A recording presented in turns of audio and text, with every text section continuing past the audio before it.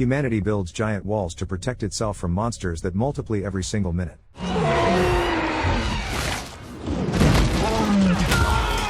On the outskirts of ancient China, the mercenaries are fleeing from Mongol warriors. Their determined leader, an expert archer named Garin, orders the men to release their horses to distract the pursuers. The clever trick works, buying the weary travelers precious time to escape. As night falls, the exhausted warriors set up camp. Around the fire, they talk about the true purpose of their dangerous mission: to find black powder, a mythical substance said to turn air into fire and kill dozens in a single blast. After 6 grueling months, their supplies are nearly gone, and their strength is fading fast. They've lost 20 men, and some begin to wonder if it's time to turn back. But then, from the shadows, an unknown beast emerges. It storms the camp and slaughters the soldiers with brutal force. Only Garin and his loyal companion, the swordsman Tovar, survive. Brave Garin charges at the beast and manages to sever its limb. Stunned, he and Tovar have no idea what kind of creature they've just encountered. Realizing the camp is no longer safe, they pack up and set out again.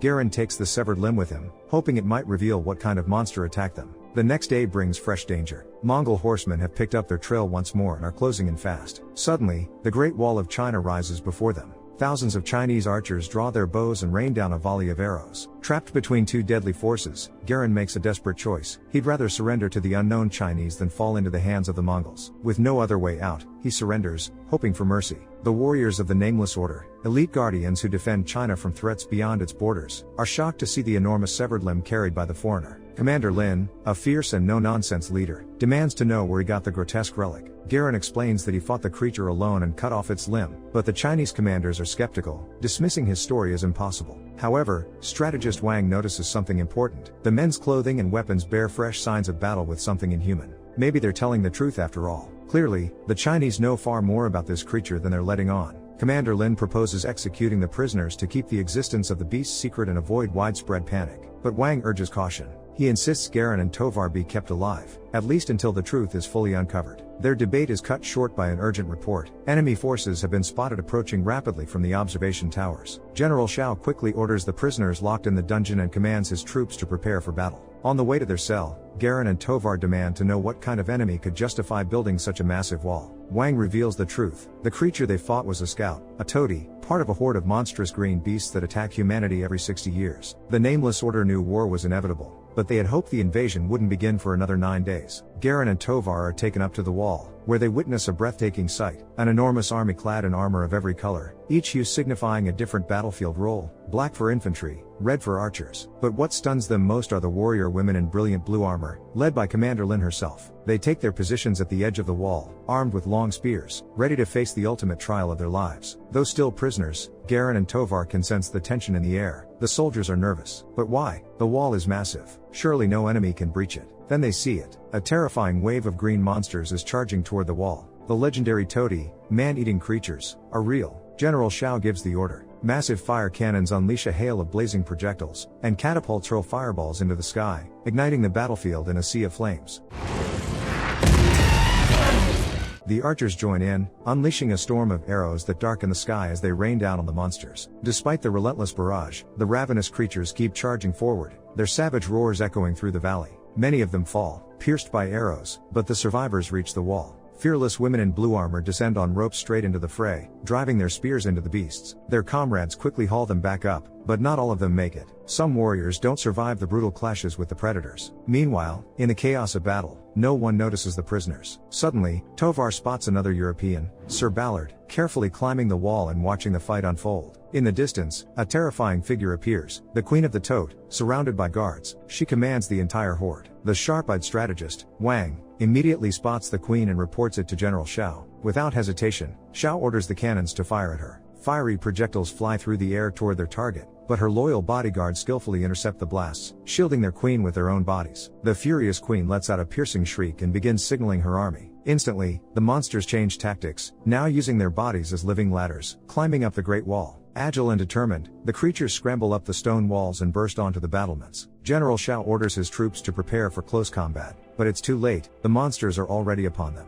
Seeing the disaster unfold, the bound Garin and Tovar struggle to break free, but it's no use, until Ballard steps in, cutting their ropes and giving them a chance to escape. Young soldier Peng Yong bravely charges at one of the beasts but is quickly overpowered. The giant monster hurls the frightened and stunned boy aside with ease. That's when Garin and Tovar leap into action, rushing in to help the inexperienced fighter.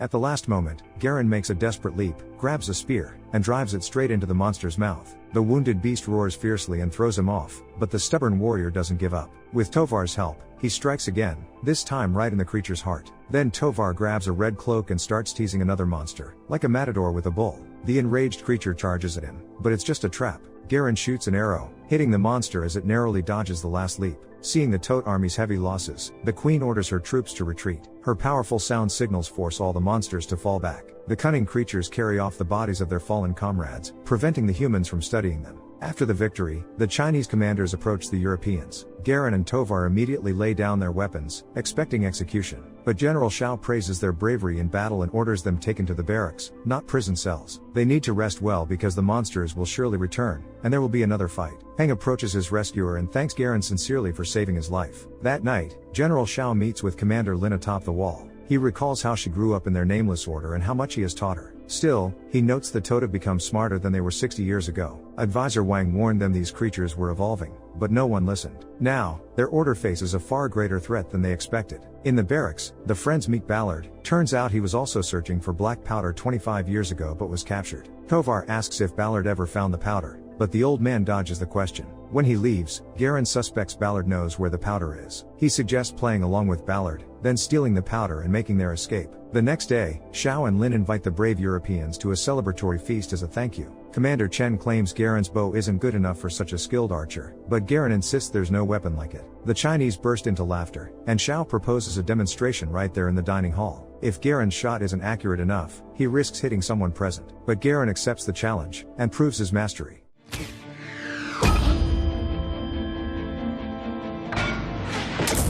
During lunch, Garen sits down next to Lin, who's been acting as the translator between the Chinese and Europeans. It turns out Ballard taught her English. In conversation, Garen admits he's been in the army since he was a kid, but unlike Lin, he didn't fight for his country, he fought for food and money. Meanwhile, at the next table, Tovar and Ballard are talking. The old prisoner is convinced the Chinese will never let them go, so he's come up with an escape plan. He invites Tovar and Garen to his room to discuss the details. Later, Lin decides to take Garen to the wall. She suggests he jump down, just like the brave women in her unit do. Garen doesn't want to risk his life falling into the abyss, but Lin urges him to trust them. They're not fighting for money, but for an idea, and it's that mutual trust that helps them fight the enemy. Despite clearly liking Lin, Garen refuses to jump and says he doesn't trust anyone, and that's why he's still alive. Lin sadly admits that if that's the case, then they can't trust Garen either, but he sticks to his opinion. That night, while the Chinese prepare for the next attack, Ballard shows them the coveted black powder and says there's enough for all three of them. The old man suggests a sneaky plan, to escape during the next siege while everyone's distracted by the battle.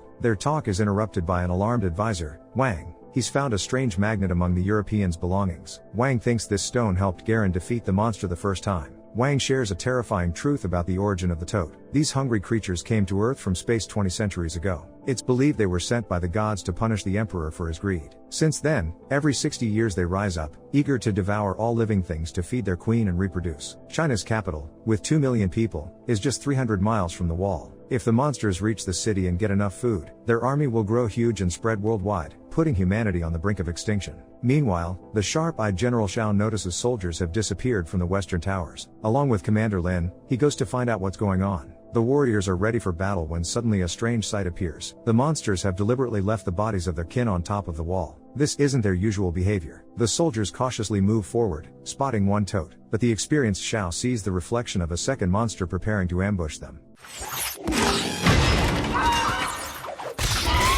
Two predators attack at the same time. The general tries to protect Lin from a rear assault but suffers severe wounds. The arriving army is too late, there's no saving Shao anymore. Before he dies, the general names Lin as his successor and gives her one last piece of advice. Never underestimate these creatures or think they're stupid. A solemn funeral lights up the sky with thousands of lanterns, guiding the fallen hero's spirit to the afterlife. Soon, an envoy from Emperor Shen arrives from the capital, bringing ancient records of past battles against the monsters. 60 years ago, the general made a remarkable observation. The creatures would freeze in place while chasing soldiers on the mountain, where there was also a magnet. It's likely that the magnet makes the creatures deaf, and without orders from their queen, they become helpless. To test the magnet's effect, brave Garen suggests capturing a live Tote using a giant hook. Tovar is angry at Garen's plan, reminding him of their main goal, to escape with the gunpowder, and urges him not to get involved in a fight. Wang prepares large doses of sleeping drugs for the hooks, planning to capture one of the creatures alive. Soon, new waves of Tote appear, trying to sneak onto the wall. The defenders form tight ranks. Huge blades slide out of the wall, slicing the monsters to pieces. The warriors fight fiercely at the edge of the fortifications. Lin orders them to shoot the hooks. Massive harpoons fly toward the enemies, piercing many monsters and binding them with chains. But the clever creatures quickly realize the humans' plan and start tearing their bonds apart. Only one monster remains captive. During the battle, Ballard tries to convince Tovar to run without Garen, but Tovar refuses to betray his friend. Garen himself doesn't know whether to flee or help, but at the last moment, he decides to assist the Chinese in capturing the monster. To separate the creature from the others, the army fires incendiary rounds around it, creating a ring of fire. Knowing the chains will soon break, brave Garen decides to descend to the ground by metal cables. He finds the beast unconscious and tightly binds it. Suddenly, new enemies emerge from the fog. Garen fights desperately for his life but is running out of strength. At the critical moment, Tovar appears and saves him, scolding him for refusing to escape. Their argument is cut short by fresh attacks from the fog. The friends unite and defeat the monsters with precise shots to their eyes. The battle rages on, and the creatures bypass the fiery wall, surrounding Garen and Tovar. Luckily, the Chinese army strikes back in time with bombs loaded with that very black powder, destroying the toad and saving the heroes. Later, Lin visits Garen and asks why he decided to jump down. The brave warrior admits that, in the end, he chose to trust her. The massive beast is locked in a cage to study the magnet's effect. When Wang approaches the monster with the stone, the creature completely stops moving, proving the power of the magnetic force. The arrogant envoy Shen demands that the tote be taken straight to the emperor. Despite Wang's protests, Wang wanted to study the monster more carefully. After the envoy leaves, the army discovers new monster activity at the base of the wall. Tovar tries again to convince Garen to run. He reminds Garen that, by nature, he's a thief, a liar, and a criminal, and urges him to stop pretending to be a selfless warrior. When the wall defenders descend, they are horrified. The creatures have dug a massive tunnel under the foundation to get into the capital. Taking advantage of the chaos, Ballard and Tovar steal the black powder and prepare to flee. Garen stops them, urging his friend to stay and fight. The cynical Tovar calls Garen naive. There's no chance for humans against the monster armies. During their argument, Ballard knocks Garen unconscious, convincing Tovar to abandon their friend for the only chance to survive. Lin and Wang realize that all previous monster attacks were just a distraction. Now, the creatures are headed straight for the capital, and if they get inside, nothing will stop them. Wang suggests using the north wind to chase the tote by hot air balloon. If the wind is strong, they can reach the capital in 6 hours. Despite failed test flights, Lin orders the troops to prepare to depart. Soon, Lin learns about the Europeans' escape. She's furious with Garen and threatens to execute him for betrayal. The man swears he tried to stop the escape, but Lin doesn't believe him. He's saved by Pan's testimony. Pan witnessed Garen's efforts to prevent the flee. Lin orders the traitors captured and locks Garen in prison so he can no longer interfere with the army's plans. Meanwhile, Tovar and Ballard head home but soon realize they're lost. Ballard suggests climbing a mountain to get their bearings. When Tovar moves away, Ballard betrays him, abandoning him without a horse in the middle of the desert. The nameless warriors prepare hot air balloons fueled by black powder. Not everyone survives the attempt to take flight. Pan frees Garen from prison, and Garen rushes to Wang for answers. The advisor tells him about the tote breach through the wall and passes along General Lin's words. Garen can take whatever he wants and leave. Wang explains the only chance to win is to kill the queen, which will immobilize all her minions. Wang urges Garen to flee and warn everyone about the impending danger, but noble Garen asks for his bow back and decides to help the Nameless Order fight the evil. Young warrior Pan also joins the team, and the three set out for the capital on the last hot air balloon. That night, Mongol warriors attack Ballard, steal the black powder, and throw it into the fire. The resulting massive explosion kills both the Mongols and Ballard. In the capital, Envoy Shen demonstrates the magnet's power against the tote, but when he steps too far from the cage, the monster awakens and signals the queen. The tote begin their assault on the city. That morning, Lin and the other surviving warriors arrive in the capital. They're met with a horrifying sight. The city is ruined and overrun by starving monsters. Their attempt to reach the palace ends in a brutal fight against hundreds of tote. The monsters surround Lin, growling threateningly at her. It seems like the end is near, but then Garen appears and lifts her up. Using grenades to fend off attacks, they push their way into the emperor's palace. The warriors retrieve a captured tote, and Wang rigs it with explosives. The plan is to sneak through the sewers, feed the monster, and send it to the queen, blowing her up along with the bait. But things don't go as planned. The creatures find the warriors and kill many of them. Young Peng suffers serious injuries but stays conscious. The tote break into the underground tunnels. Peng decides to sacrifice himself by detonating grenades to block the passage. Then Wang quickly opens the exit, and they release the bomb-laden monster. The creature awakens after the magnet is removed and, as planned, eats the prepared meat before rushing toward the queen. The three climb the tower. Wang stays behind to guard the door with a magnet, while Garen and Lin climb higher for a precise shot at the bait. Garen fires at the queen, but her bodyguards block the attack. The explosion in midair warns the monsters of the danger. Garen climbs even higher for another shot, but the queen orders all her minions to attack the building. The Totes storm the tower, and brave Wang throws the magnet to his comrades before predators tear him apart. The second arrow is also blocked and detonates in midair. Now the queen sees the attackers and directs her entire army against them. With their last projectile, Garen and Lin jump out the windows, swinging on ropes and dodging the pursuing Tote. Garen throws the magnet at the bodyguards, and Lin launches a spear with a bomb. The stone paralyzes the defenders, letting the explosives break through the barrier. The queen desperately tries to put out the fire, but a powerful explosion incinerates her. Thousands of monster bodies cover the palace. Humanity has claimed its final victory. After some time, Garen returns to the Great Wall and finds Tovar locked in a prison cell, captured by the Chinese army. Garen explains to his friend that the emperor gave him a choice between Tovar's life and the black powder. Garen chose to save his friend, realizing that friendship is worth more than any treasure. He says goodbye to Lin, congratulating her on her promotion to general. She supports his decision to choose Tovar over the powder. The friends leave accompanied by a mounted escort, while General Lin watches them go. Garen looks back, feeling that someday he will return to this place, where he found new meaning in life and true friends. What do you think? Is humanity's victory truly final, or could the threat return in 60 years? Share your thoughts about the movie, smash that like button, and don't forget to subscribe. See you in the next video.